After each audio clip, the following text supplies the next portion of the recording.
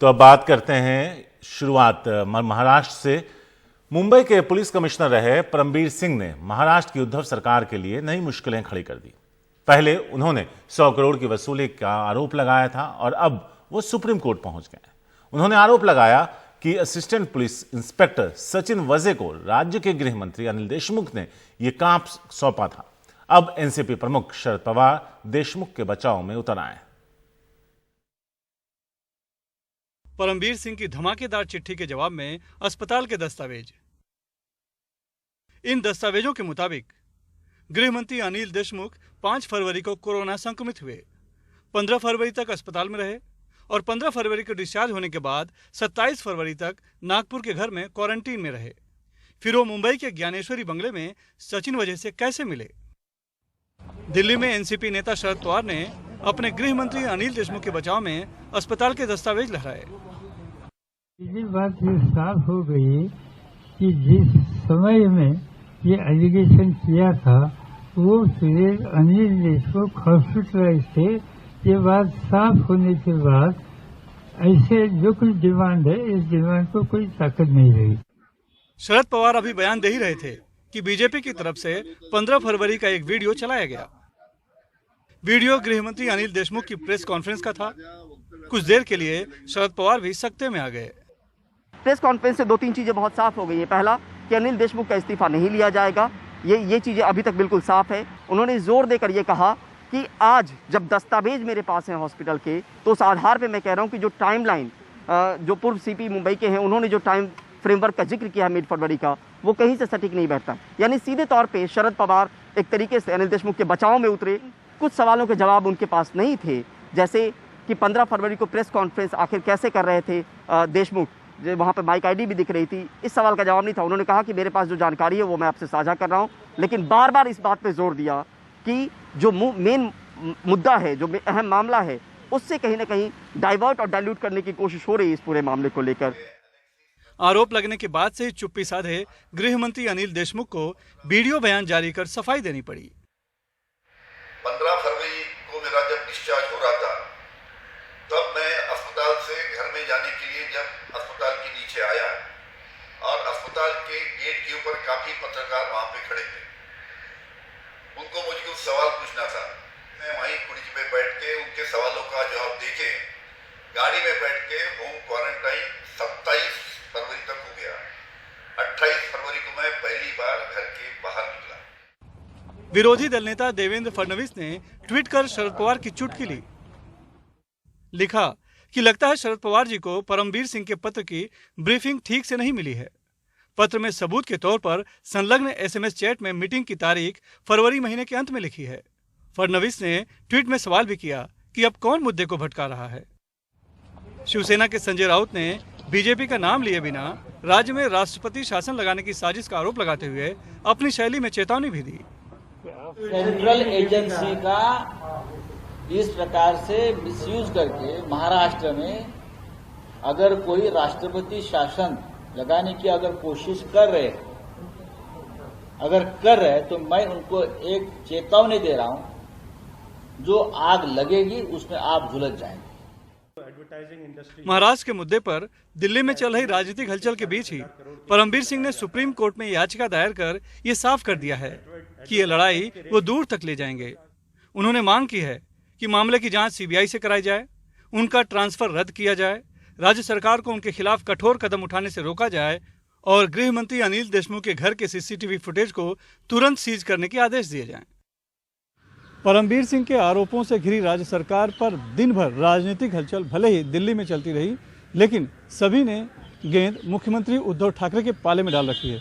लेकिन लगता नहीं कि मुख्यमंत्री भी जल्द कोई फैसला ले पाएंगे, क्योंकि उन्हें साख और सरकार के बीच में से किसी एक को चुनना है, जो आसान नहीं है। दिल्ली से ब्यूरो रिपोर्ट और मुंबई से cameraman Praveen Rohit Sunil Singh, NDTV India के लिए। महाराष्ट्र में परमबीर सिंह के लेटर बम के मुद्दे पर लोकसभा और राज्यसभा में कल जमकर हंगामा हुआ। बीजेपी ने मांग की कि महाराष्ट्र की सरकार को बर्खास्त किया जाए। वहीं शिवसेना और कांग्रेस ने इसे महाराष्ट्र की सरकार को गिराने की साजिश बताया। एनसीपी सांसद सुप्रिया सुले ने आरोप लगाया कि जानबूझकर सत्ता पक्ष के सांसदों को बोलने का मौका दिया गया।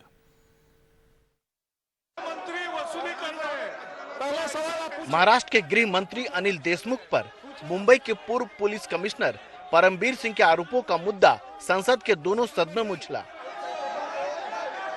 जमकर नारेबाजी हुई। राज्यसभा में कार्रवाई घंटे भर तक स्थगित करनी पड़ी। बीजेपी सरकार की बर्खास्तगी की मांग कर रही है। महाराष्ट्र में जारी राजनीतिक संकट पर राज्यसभा में भी जमकर हंगामा हुआ और सत्ता पक्ष और विपक्ष के सांसद इस मसले पर करीब आधे घंटे तक हंगामा करते रहे। हंगामे के दौरान बीजेपी सांसदों ने महाराष्ट्र सरकार के बर्खास्तगी की भी मांग की, लेकिन राज्यसभा के सभापति और उपसभापति ने किसी भी बीजेपी नेता को औपचारिक तौर पर इस मुद्दे को उठाने की अनुमति नहीं दी। जो महाराष्ट्र के लोकसभा में भी बीजेपी शिवसेना और एनसीपी को घेरने में लगी रही। अनिल देशमुख ने ऐसी कोई बात बताई है कि जिसके कारण एनसीपी सुप्रीमो और उसकी पार्टी अब उनका इस्तीफा लेने से परहेज कर रही है। हम यही जानना चाहते हैं कि ये बात कौन सी है, ऐसी कौन सी बात आ पड़ी कि 2 दिन पहले तक अनिल देशमुख के इस्तीफे के ऊपर चर्चा हो रही है, मीटिंगें हो रही है और अब एनसीपी के मुखिया ये कहते हैं कि इस्तीफा नहीं होगा। इसका मतलब है कि अनिल देशमुख के पास ऐसा कोई राज है, जो राज परमबीर सिंह ने उगला कि 100 करोड़ रुपए की उगाही की बात जब उनको ट्रांसफर किया गया तब की गई, तो शायद अनिल देशमुख को इस्तीफा देने के बाद वो भी ऐसी कोई राज की बात करेंगे, ऐसी शरद पवार जी को शंका है। इस सरकार को दूर करके अपना भाजपा का सरकारवाद स्थापित करने के जो प्रयास चल रहे थे वो पूरी तरीके से असफल हुए। इसके लिए कई कपट नीति, राजकीय कपट नीति चलाने का काम दुर्भाग्य से केंद्र सरकार के माध्यम से हो रहा है। सभापति महोदय, तोड़ना चाहते हैं वहाँ पे सरकार, आप ये बर्दाश्त नहीं किया जाएगा। लोकसभा में कांग्रेस नेता रवनीत सिंह बिट्टू ने आरोप लगाया कि चुनाव के वक्त यह संदेश दिया जा रहा है कि कहीं भी विपक्ष की सरकार बने तो उसे चलने नहीं दिया जाएगा। एक प्रदेश के मुख्यमंत्री, एक प्रदेश के सिस्टम के ऊपर आप शक करके क्या साबित क्या करना चाह रहे हैं? भी सारा आज तक जो भी स्टेट में गवर्नमेंट्स चलती रही हैं वो हर गलत चलती रही हैं। क्या उन्हें नहीं पता सरकार क्या होती है, क्या गवर्नमेंट होती है? ये मैसेज क्लियर अभी 5 स्टेट्स में इलेक्शन देने की लोगों को सामने है। भी अगर कोई सरकार और बनेगी तो दिल्ली की एजेंसियों से चलने नहीं देगी, इसलिए पहले बीजेपी की सरकार चुनो, इससे ज्यादा और कुछ नहीं। आप अपनी बात वहीं एनसीपी की सुप्रिया सुले ने आरोप लगाया कि जानबूझकर महाराष्ट्र के मुद्दे पर ज्यादातर सत्ता पक्ष के सांसदों को ही बोलने का मौका दिया गया। I just want to flag that it's a black day. Everybody doesn't stay in their side. So जब कभी भी बारी आएगी तो ये प्रेसिडेंट ना पड़े इस देश में कि कोई सत्ता लाइफ में तो नहीं होता, कभी इस पार कभी उस पार। तो ऐसा नहीं हो कि actually a black day for democracy कि 8 लोग एक ही विषय पे 0 आवर पे जिनका नाम नहीं था, मैंने चेक भी की, एक भी का नाम 0 आवर में नहीं था। It's up to the speaker, of course I understand the power of the speaker. BJP चाहती है कि इस पूरे मामले की जांच सीबीआई जैसी एजेंसियां ही करे। इसमें कोई संदेह नहीं कि परमबीर सिंह की चिट्ठी महाराष्ट्र सरकार के गले की फांस बन गई है। अनिल देशमुख को लेकर उसे जल्दी कोई फैसला करना होगा, वरना उसका संकट बढ़ता ही रहेगा। नई दिल्ली में हिमांशु शेखर और कानन पात्रा के साथ राजीव रंजन, एनडीटीवी इंडिया। लोकसभा में महाराष्ट्र के अमरावती से निर्दलीय सांसद नवनीत राणा ने भी उद्धव सरकार को आड़े हाथों लिया। बाद में नवनीत राणा ने आरोप लगाया कि शिवसेना सांसद अरविंद सावंत ने उन्हें संसद परिसर में धमकी दी। राणा ने इस बारे में लोकसभा स्पीकर ओम बिरला को चिट्ठी लिखी। आपको दिखाते हैं एनडीटीवी से बातचीत में उन्होंने क्या कहा।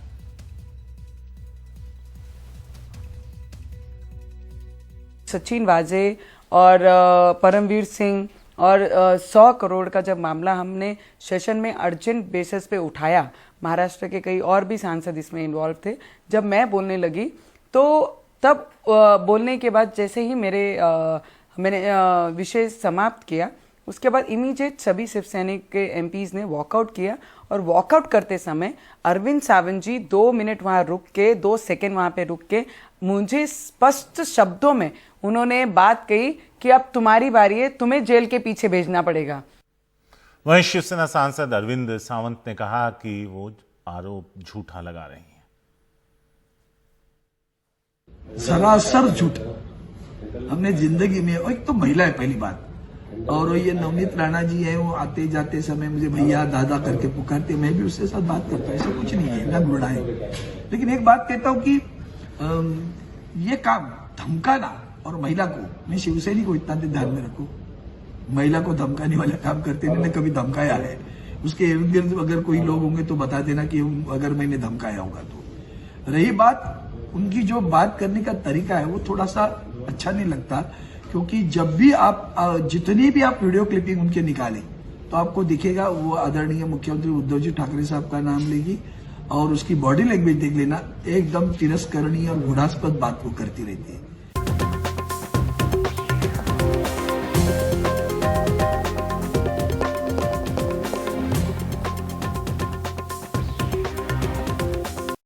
गुड मॉर्निंग इंडिया के दौरान हमने आपको कई सारी खबरें इन 2 घंटों में दिखाई। अब हम चाहते हैं कि आप एनडीटीवी इंडिया के यूट्यूब चैनल पर जाइए, जो 5 खबरें हम दिखाने जा रहे हैं उस पोल में हिस्सा लीजिए और बताइए कौन सी खबर है जो आप विस्तार से देखना चाहते हैं। तो आज की टॉप 5 खबरें। बाबुल सुप्रियो पर ममता का तंज, आसनसोल छोड़कर क्यों भागे। नंबर 2 पर महिला सांसद का आरोप, शिवसेना नेता ने दी जेल की धमकी। नंबर 3 पर एलजी को और ताकतवर बनाने वाले बिल पर लोकसभा की मुहर। नंबर 4 पर पुलवामा के बाद भारत पाक में सिंधु जल बंटवारे पर पहली बैठक। और आखिर में सुशांत राजपूत की छिछोरे को बेस्ट फिल्म का राष्ट्रीय पुरस्कार। तो आज गुड मॉर्निंग इंडिया में इतना ही।